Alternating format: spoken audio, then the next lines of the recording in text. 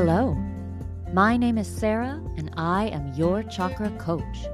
On this podcast, we'll be exploring how the chakra system can help guide you to grow your emotional, mental, physical, and spiritual wellness, leading you closer to your highest self. Hi there, y'all. I hope you are doing well. We are a little over halfway into January 2023 if you're listening when this episode comes out, and I have had a very odd start to my year. I've been at home a lot more than I expected, which has been good, which has been okay. I keep telling myself that I've been given the gift of time, which is so overplayed, I know, and you may also know from listening to this podcast that I am all about action even when I shouldn't be. Even when I should be about rest and rejuvenation, something deep in my being pushes me to go, go, go. It's not just something, it's old trauma. I know that, but I'm working on it, just like I know many of you are working on yours. For me, it's that sense that unless I'm contributing to the world in whatever way, I'm not valuable. And of course, the old trauma says that whatever I'm contributing is never enough. Maybe you felt that way. Maybe that sounds completely ridiculous to you, but that's what I've been going through the past couple weeks. So I've spent some time this week trying to really dig down into this gift of time and use it to figure out some things about myself and the world I want to live in, which is my definition of manifestation, creating the world that I want to live in inside and out. I think the term manifestation gets a bad rap, and it really should, actually, in a lot of cases. First, we're always being told to manifest something externally: a new house, a car, money, some sort of material good. And that's all fine, but I don't think that really gets to the core of what creation is. And second, there's a message out there that all you need is positive thinking. And if you don't get the things you want, it's because you're not thinking positively enough, which is, in my opinion, absurd. Best case, it dismisses the very important solar plexus chakra characteristic of action, as well as most of the rest of the energy system. And worst case, it blames you for the failure of things to simply appear in your life, even when there are very real societal and systemic reasons that you cannot have or accomplish certain things. Certainly not with simply the ease of just thinking good thoughts about them. And it's this sort of manifestation myth that I want to address today. What is the role of negative thinking in manifestation? How do we prevent it from showing up? Do we even need to prevent it from showing up? And if it shows up, what do we need to do, if anything? Now, if you are new to manifesting through the chakras or you're wondering how it even works, I'm going to suggest a couple of things if you want to learn more. Way back in 2021, I did a whole series on chakra manifestation basics. It's episodes 54 to 61. You can go back and get some details there. I'll go over the process briefly today, just so we're all on the same page. And if you're interested in learning more or going deeper into the process to really create something specific for yourself, consider enrolling in my 7-day manifestation course where we take each chakra day by day and really dig deep into its role in the process and do exercises to help you understand exactly what you want to create and how. I'll put the link for that in the show notes. It's also in my Instagram bio. I also have a more advanced 7-week course, but if you're just learning, that might feel overwhelming. So there are a few things that you can do to get a good handle on this manifestation with the chakras journey. Of course, you don't need all of that to get some good information out of this episode, so don't go away. Here are the basics about manifesting with the chakras, starting at the root. And as you're thinking about what it is that you'd like to create, identify all of your fears around it, all of them. Even if they don't seem directly related, just get them out onto a piece of paper or a voice memo, somewhere where you can reference them. At the sacral chakra, start to identify the emotion that goes with each fear. And you're going to say that fear is your emotion, but I'm going to say that what you're afraid of is feeling the emotion that goes with each fear, whether that's rejection, embarrassment, some discomfort, some terrible feeling is holding you back. And the sacral chakra will help you know what that is. Then play with that feeling until you can get more stable in it. This is a tough one to do, which is why I have some emotional exercises that go along with it. But for now, just play with what each of those feelings feels like in your body. Then, in the solar plexus chakra, where we take action, commit to doing one thing, anything at all, however small, that is in service of your creation. Then do it right away. Don't think about it. The solar plexus doesn't think, it just does. That's what you're going to do. In the heart chakra, we start practicing gratitude. It's easy to be grateful for what we have.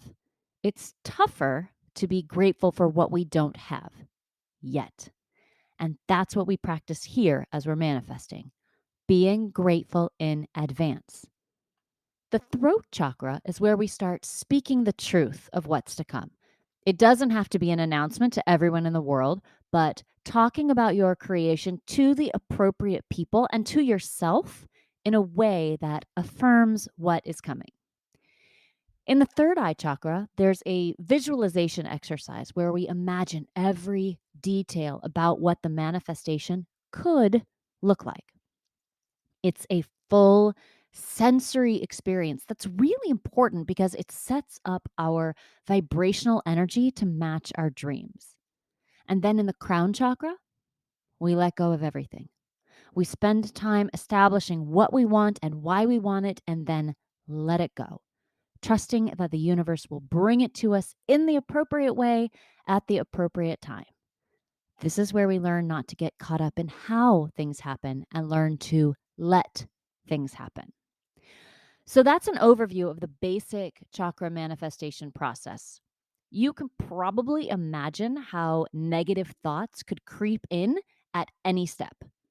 The first time is, of course, when you're identifying your fears and then determining exactly the emotion that goes with that fear. Fear is really uncomfortable, so it isn't surprising that we'd have a negative reaction to putting it front and center of our experience. And that's why people in the think only positive thoughts camp don't ever like to dwell on fear, which makes sense, except that the fear is there, whether we acknowledge it or not. If we're just trying to layer positive thinking over the fear, it's like putting a coat of paint over a moldy wall. You might cover it up for a bit, but the mold is eventually going to grow and leak through. Same with your fear. Same with those uncomfortable emotions lying underneath your fear. They will be there, informing everything you do, whether you think about it or not, whether you push them down when they come up or not. So, my suggestion is let's just be honest about it up front. We always talk about being our authentic selves, and the truth is that part of that is being afraid of failure, of success, of rejection, happiness, sadness, loneliness, anxiety. We're afraid of those things sometimes. And to deny that is to deny our core being, which is not going to end well, even if you're not trying to manifest something. So if you have a negative reaction to fear, you're normal, not holding yourself back. In fact, letting that fear sit in your unconscious is far more likely to hold you back than facing it head on. Negative thinking can also come during the action phase. And that's when we just dial in on the smallest possible step. When it's time to do something about our dreams, we have instant thoughts of, I don't know how, or what if it goes wrong, or people will laugh at me, or whatever your version of negative thinking is. At that point, you can either take a step anyway, which is serious solar plexus chakra energy, or drop back down into your root and sacral chakras and use the work there again to get yourself through those uncomfortable feelings. Either way, you'll be ready to take the step, even when the negative thinking is present. When we get to the heart chakra and above, the negative thinking changes a little. And to me, this is where it gets insidious because we don't always even recognize it as negative thinking. If we're supposed to feel gratitude in the heart chakra for things or situations that don't exist yet, negative thinking shows up as being ungrateful, sure, but worse, the feeling or belief that we should be grateful when we're not. And then that quickly translates into guilt or shame. These are very low vibration emotions that get in the way of creating really fast. And we don't even really notice them sometimes because this is another time when we push aside our actual emotions, trying to replace them with emotions we prefer, rather than doing the work to process the negative emotions or negative thinking. In the heart chakra, I suggest practicing gratitude, which is such a popular thing to say, but I mean it like you would practice piano or practice a sport. Think of something you do truly feel grateful for, a pet, your child, whatever really does bring up an honest wave of gratitude in you. Notice what that feels like. Then hold on to that sensation as you think through the things you worry that you should be grateful for but struggle to be. Example: I know so many women who know they should be grateful for their health and their bodies, but what they actually feel is anger or disgust toward their bodies for not conforming to a societal arbitrary standard that makes no sense. So the cognitive dissonance there, the attempt to believe two conflicting ideas at the same time, makes feeling gratitude nearly impossible. Our head is giving us two thoughts that don't go together, and it creates shame and embarrassment and overall unhappiness to try to believe them both. In this example, I suggest we bring our gratitude down into small, manageable chunks, just like you might if you were practicing a new song on the piano. You work at feeling grateful for small, specific things that your body can do and build those up into gratitude for the whole thing.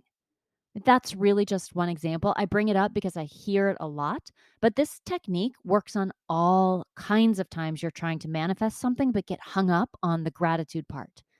It's a literal practice, something that you can attempt every day, not with the assumption that you'll get it perfect in that minute, but that you're working on getting a little better at it each day, knowing that you'll be playing a whole sonata soon. The throat chakra is kind of an obvious place for negative thinking and speaking. You can say your negative thoughts out loud or even just communicating them with yourself in your head. That takes place in this energy center, and it's where we get the idea that negative thinking gets in the way of manifestation. And in a way, it will. If we put low energy thoughts into the world, low energy results will come back to us. But it's virtually impossible to be truthful if we deny the existence of the negative thoughts in the first place. And truth is one of the core tenets of the throat chakra. Lies are its shadow side, and lies are what most of our negative thinking is, especially during creation. But there's a relatively easy way to address these negative thoughts that isn't trying to cover them up. I'm sure you've heard of affirmations. I've talked about them on this show, and I think they're great. The trouble with them is that we don't always believe them, at least not right away, and therefore they come out of our throat chakra as lies. If your negative thought is, I can't do that, the simplest way to turn it around is just add the word yet. I can't do that yet. You might even add on, but I can learn. That is a believable statement for most of us. Now we're addressing the fear, the negative thought, and rather than trying to counter it with a lie, we counter it with a truth. That is a high vibration energy that offers hope and potential. In the example I just mentioned about our relationship with our bodies, it can be too much to say, I love my body when we haven't truly loved our bodies because we're told not to, but that is a whole separate issue that I could talk about for hours. But we can say, I want to love my body. I want to care for it in a loving way that feels good. And that could be true. I know everyone says you have to speak your affirmations in the present tense, and I do think that's helpful, but not if your brain knows it's a lie. That will just block up your throat chakra, stopping one of the most powerful tools you have in manifestation. Negative thinking in the third eye chakra and crown chakra comes from the same place, an unwillingness to bring negative thoughts forward into our consciousness and the inability to let go of how we think our dreams could come to life. The third eye chakra is where we talked about visualization of your dream and why you want it. And I think we think this is actually easier than it is. When you imagine what you want, you probably think of a specific thing, a promotion, more money, a relationship, whatever it is that you want to manifest. That's the what. The why is trickier. Why do you want a promotion? Why do you want more money? Why do you want a new relationship? Why? Really? If you dig down, most of the time you'll find that what you want is the feeling that you think this manifested thing will bring you.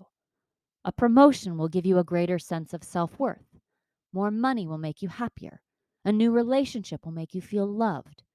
Your why isn't the thing in and of itself, it's the feeling you want to have. And that brings up all those negative thoughts and feelings we talked about down in the root and sacral chakras.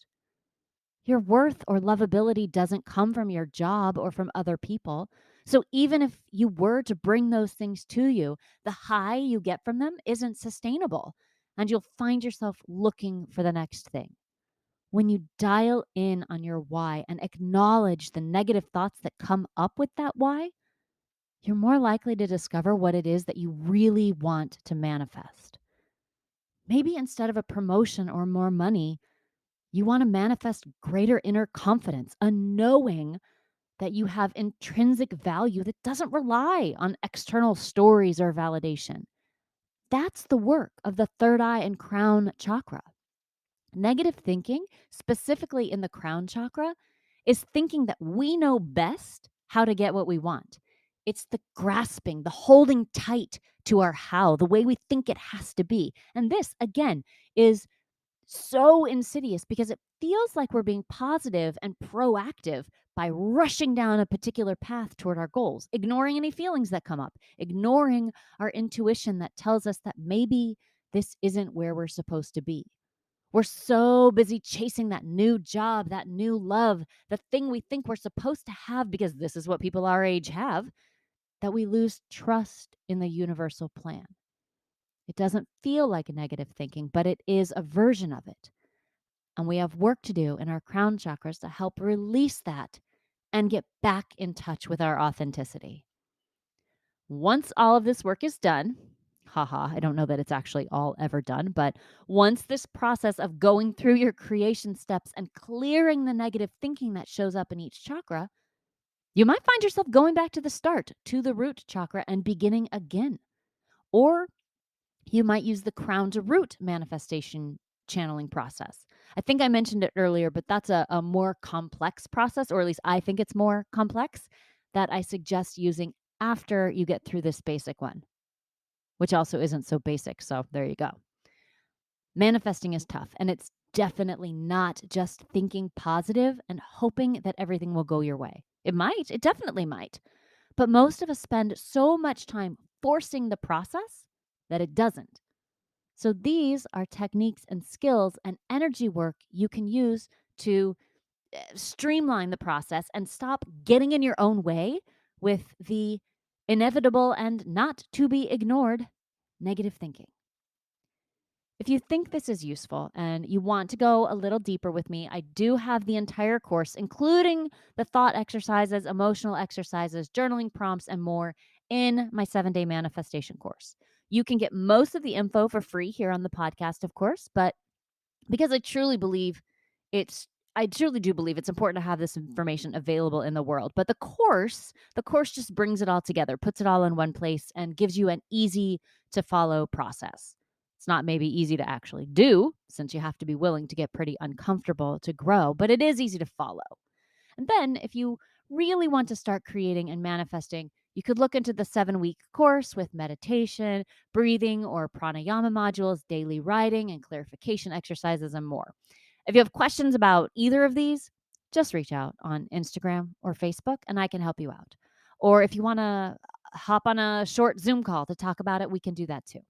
Anyway, links to all that are in the show notes, as well as a link to the Patreon page where you can get bonus content and also be a part of ensuring the continued existence of this podcast. Remember, negative thinking is part of life, not something that we need to hide from or ignore. In fact, that's a surefire way to get those negative thoughts into the world. Instead, let's bring our conscious and unconscious negative thinking into the light and learn to use it to our advantage in each chakra. No need to be afraid of it. I hope you all have the most amazing day, and I can't wait to hear from you. Bye.